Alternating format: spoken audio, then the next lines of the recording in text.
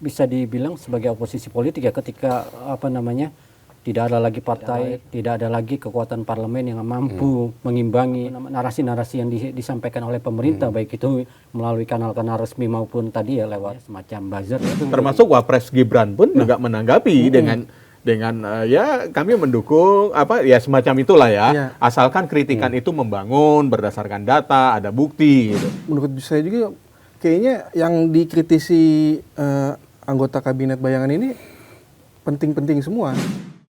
Jika ada pertanyaan siapa yang harus mengawasi pemerintah, mungkin DPR jawabannya. Ada juga yang menjawab juga media, atau mungkin masyarakat sipil.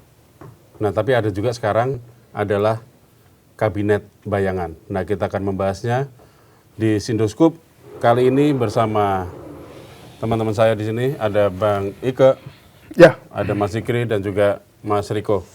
Kita akan membahas tentang kemarin muncul bukan gerakan ya, tapi muncul namanya kabinet bayangan yang mereka jelas di situ ada statement bahwa mereka tidak berniat untuk makar, tapi mereka hanya berniat dalam pengawasan jalannya pemerintahan.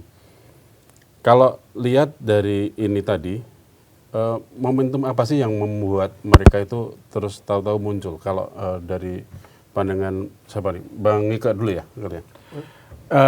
Kalau ini ya, saya melihatnya momentum kabinet bayangan ini muncul ya sepertinya mungkin berawal dari obrolan kopi, warung kopi, sambil ngopi gitu ya.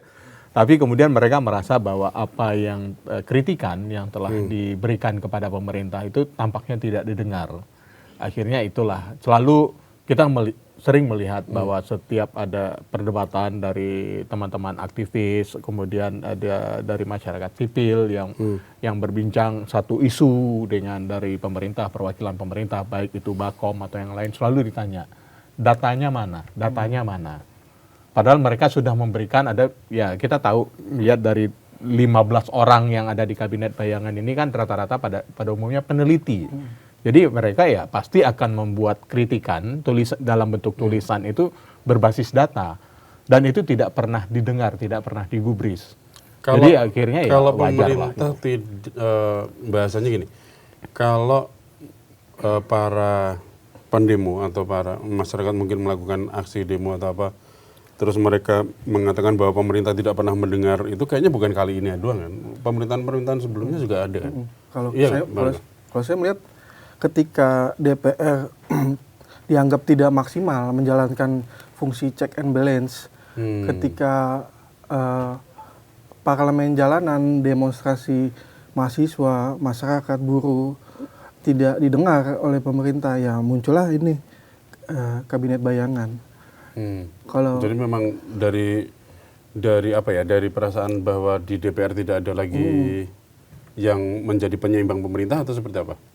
Mas Zikri mungkin mau nambahin. Ya, bisa jadi itu merupakan salah satu faktor dari teman-teman koalisi sipil ini membentuk kabinet bayangan ya Mas. Karena seperti kita ketahui 2 tahun DPR RI periode 2024-2029 ini bisa dibilang mungkin agak kurang ya fungsi dari pengawasan ya, fungsi kontrol.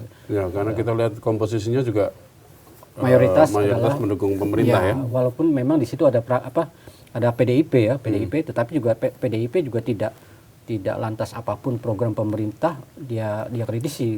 Berbeda masa pemerintahan SBY dulu ya. Kalau dulu masa pemerintahan SBY kan sampai bahkan ada yang nangis gitu kan. Nah, itu kita ingatlah memori kolektif masyarakat Indonesia mungkin. Jadi mungkin karena sikap parlemen, sikap DPR yang seolah malah jadi juru bicara pemerintah gitu kan. Ya. Jadi tukang stempel pemerintah. Nah, ini mungkin juga yang menjadi salah satu alasan dari teman-teman koalisi masyarakat sipil yang tergabung dalam kabinet bayangan ini membentuk gerakan ini. Itu Mas Teguh. Tapi menariknya setelah ini kan udah baru beberapa hari ya. Iya. Dari tanggal 27 kemarin. Kemunculan itu. Yang kalau kita lihat di TikTok itu media sosial udah mulai banyak nih. Kayak entah siapa tokoh atau orang semacam influencer, tapi bukan influencer, yang mengkritisi kehadirannya kabinet Kabinet bayangan bayangan ini, menggerogoti kayak misalkan si ini Celios corongnya Soros ini kayaknya kalau misalkan kemunculan ini nggak tepat juga ya kalau misalkan di counter dengan influencer buzzer seperti itu ya. Kalau analisa Om Riko sendiri, ini muncul memang sengaja didesain untuk nyerang si kabinet bayangan ini atau seperti apa? Kayaknya kalau dilihat sama konten-konten yang diucapin, komentarnya di kolom komentarnya sama. Narasinya sama. Narasinya sama ya? Narasinya sama. Jadi semua. akhirnya mengarahnya ke buzzer yang sudah yang sudah diorganize, Diatur yang sudah untuk- didirect. Ini narasinya kita ini ya. Nah, akhirnya mau komentar, mau yang dimunculin kontennya, kemudian komennya senada semua gitu ya Ada Pak Riko semua ya. jadinya. Ini menarik ya. Berarti memang dalam tanda kutip si kabinet bayangan ini juga bikin gerah ya, bikin gerah pemerintah ya.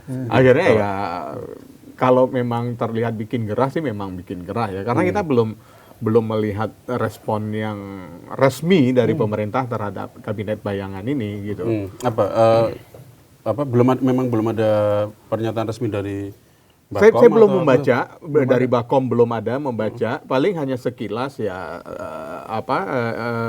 data evidence base ya, berbasis data gitu ya, data basis atau evidence base berdasarkan bukti-bukti. Ya, kritikan itu silahkan, hanya normatif, jawaban-jawaban normatif. Termasuk Wapres Gibran pun juga menanggapi dengan ya kami mendukung ya semacam itulah ya, Iya. asalkan kritikan itu membangun berdasarkan data, ada bukti gitu. Nah, ini tanggapan Wapres Gibran ini menarik nih buat dibahas bahwa kenapa Wapres Gibran bisa dikatakan mendukung itu tadi. Kalau saya agak bacanya gini nih. Nih, jurangnya mana ya?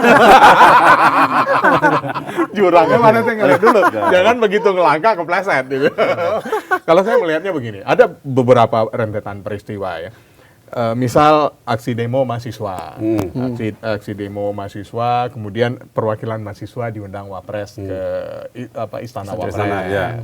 Yang terus belakangan ketahuan. Belakangan ketahuan ternyata ada uang lah ya, Ya. ada dititipin lah uang makan gitu ya.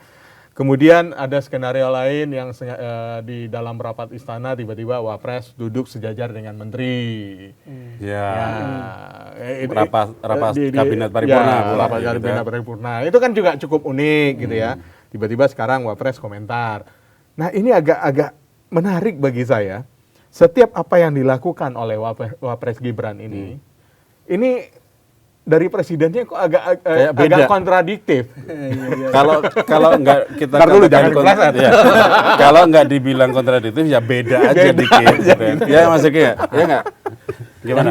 Sebagai aktivis 98 nih, Iya. punya komentar seperti apa? Jadi teman-teman yang di kabinet bayangan ini juga merasa tertunggangi juga oleh respon Wapres itu gitu kan.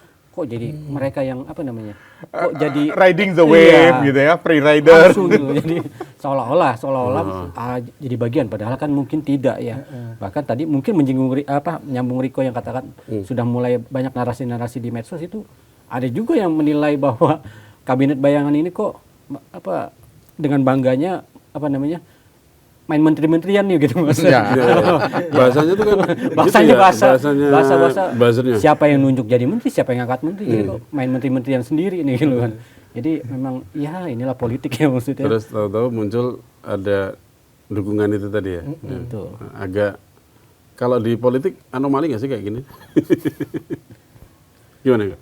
Ya, kalau menurut saya sih seharusnya pemerintah meresponnya kehadiran kabinet bayangan ini ya. Menurut saya juga kayaknya yang dikritisi anggota kabinet bayangan ini penting-penting semua. Bisa sebenarnya dijadikan Bahan dasar pertimbangan lah ya, untuk paling nggak. membuat kebijakan untuk biar supaya nggak ada tuh menteri-menteri yang asal bapak senang ya kan. Bisa tuh pakai data-data ini aja dipakai aja. Sisi positifnya bisa. Positifnya gitu.